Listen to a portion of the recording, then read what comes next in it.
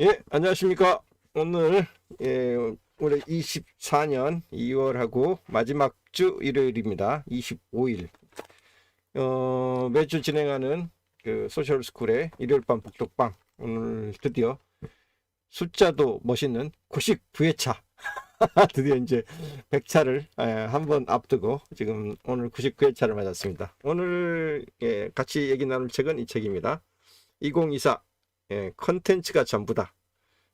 이 시리즈북입니다. 트렌드 관련된 시리즈북 중에 한 권이고, 뭐, 얘기 쭉 들어보니까 자기들이 이제 이 책 낸 지가 5년 차 됐다고 설명이 돼 있더라고요. 그러니까, 그러면은 언제부터 난 거예요? 한 19년부터 꾸준히 냈다는 얘기인데, 그 책의 내용은 여기서 말하는 컨텐츠가 이제 일반적으로 그 유튜브나 뭐 TV, OTT 뭐 이런 것처럼 주로 그 비주얼 컨텐츠 아니면 더 나가서 뭐 웹툰 아니면 음악, 음반, 영상 뭐 이렇게 해서 우리가 흔히 그 엔터테인먼트와 더불어서 뭐 지식 컨텐츠, 방송 컨텐츠를 다 포괄한 그런 개념으로 그 컨텐츠라는 개념을 좀 쓰고 있거든요. 그래서 워낙 그동안 이제 텍스트 베이스가 이미지로 넘어갔다가 이미지가 이제 비주얼 동영상으로 넘어가는 그런 거대한 그 트렌드 흐름 속에서 이 컨텐츠의 향방, 그 다음에 이게 산업적으로 또 광고에서 기업 브랜드에서 어떻게 활용되면 좋은지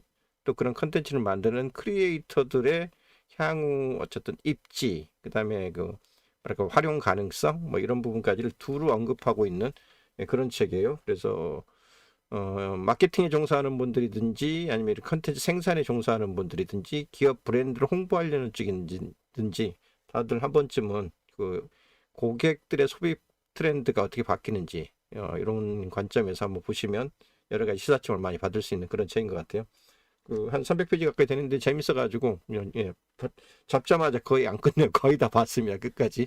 오늘 그 이태영 교수님 모시고 어떤 내용인지 들어보고 같이 더 토론 나누는 시간 갖겠습니다. 예, 이 교수님 네, 화면 받아주시죠. 공유하겠습니다. 예, 네, 보이시죠? 네. 예, 잘 보입니다.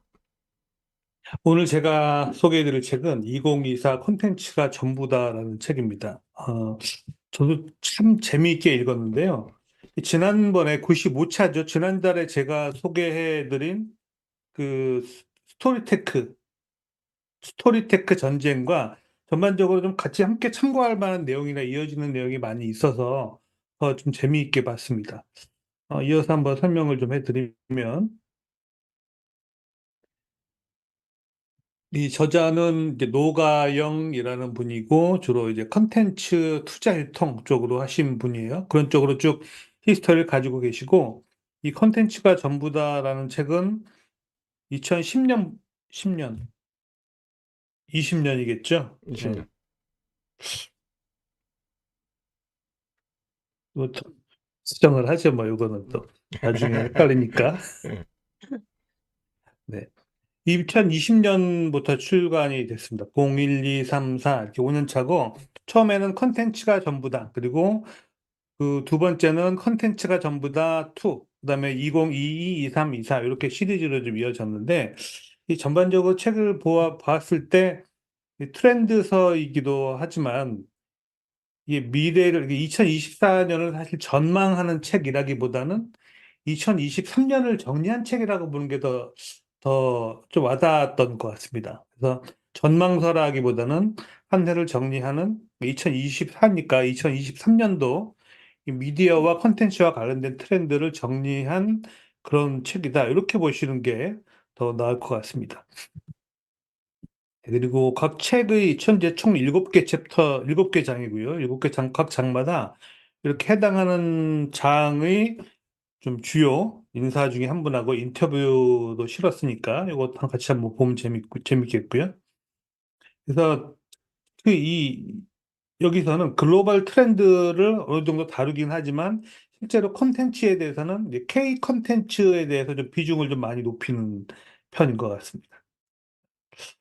그런 책이고요. 자, 목차는 총 7개 장인데 텍스트만 놓고 보면 좀 길죠. 그래서 자, 일단 키워드 위주로 제가 정리를 한번 좀 해드릴 텐데, 어, 플랫폼은 죽고 콘텐츠는 사는 OTT 순환의 시대. 길죠, 하여튼. 그래서 빨간색으로 색칠을 해놓은 이런 키워드 위주로 좀 보시면 좋겠습니다. 그래서 제가 각 장 끝날 때마다 이렇게 각 장의 타이틀과 키워드들을 좀 정리해서 보여드릴 테니까 나중에 정리할 때는 이거 위주로 보시는 것도 좋겠습니다. 이제 본격적으로 시작하기 전에 이제 들어가는 글을 한 4개 꼭지 정도로 설명을 했는데요. 우선 드라마 영화 시장이 한참 이제 우리나라 K 컨텐츠, K 드라마가 굉장히 인기를 끌고 대세이긴 했지만 좀 예전같이 활황 같지는 않습니다. 실제로 이런 콘텐츠, 오리지널 콘텐츠라고 볼 수 있겠죠. 그중에서 특히 이 창고 영화라고 하는 제작은 다 마치고 뭐 후편집 정도만 하면 되는 정도의 상태. 그 정도는 어느 정도 편집까지 다 해놓은 그런 상태이지만 개봉하지 못한 영화가 우리나라에서 세 자릿수 이상이라고 하고요. 여기는 물론 여러 가지 좀 이유가 있겠습니다만 이미 하여튼 제작을 해놓고도 개봉하지 못한 작품들이 좀 많습니다. 그리고 우리나라 K-드라마가 OTT에 납품하는 형태로 이제 오징어 게임에서 그런 모습을 한번 좀 보여줬고 지금 그 이후로도 계속 작품들이 나오고 있는데 넷플릭스에 이제 턴키로 납품하는 형태로는 지속되지 못할 것이다라는 예상을 좀 했다고도 하고 실제로 그런 것 같습니다. 이제 오징어 게임이 굉장히 글로벌하게 인기를 끌고 나서는 그 실제로 우리 저작권은 지식 권리라고 IP 하여튼 저작권은 우리나라에 있는 게 아니잖아요. 넷플릭스에 있다 보니까 잘 되고 나면 서로 아쉬운 부분이 많죠. 그래서 이렇게 납품을 하는 구조가 오래 가지 못하고 또 늘어나는 제작비를 감당하기도 어렵고 하는 측면이 있어서 드라마 영화 시장은 전반적으로 좀 움츠러들었고 그래서 예능과 리얼리티가 굉장히 각광을 받고 있습니다. 특히 저자가 이제 나는 솔로 16기. 혹시 교수님들은 보셨는지 모르겠네. 나는 솔로라는 이제 흔히 말해서 짝짓기 프로그램 같은 게 있잖아요. 요 16기가 작년에 굉장히 큰 인기를 얻고 좀 유행을 했습니다. 영수, 영철이 뭐 이렇게 나오는 그런 건데, 그랬던 것도 있고, 이런 예능 리얼리티는 제작비가 좀 낮기 때문에 좀 상당히 앞으로도 인기가 많을 것이라고 하고요. 그리고 이 절찬 상영 중이라는 단어가 요새는 절찬 스트리밍 중이라는 그 광고로 실제로 시내 다니다 보면 그 빌보드 같은데 넷플릭스에서 절찬 상영 중 이런 문구를 오히려 절찬 스트리밍 중을 상영 중보다 더 많이 보는 것 같습니다.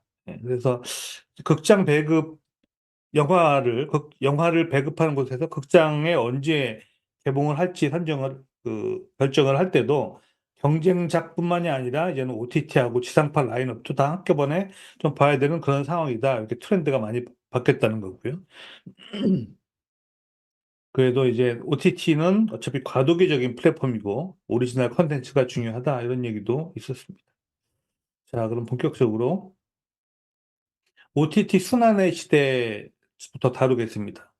어, 넷플릭스, 아마존 같은 이제 OTT 서비스 현황에 대해서 좀 다루고, 그리고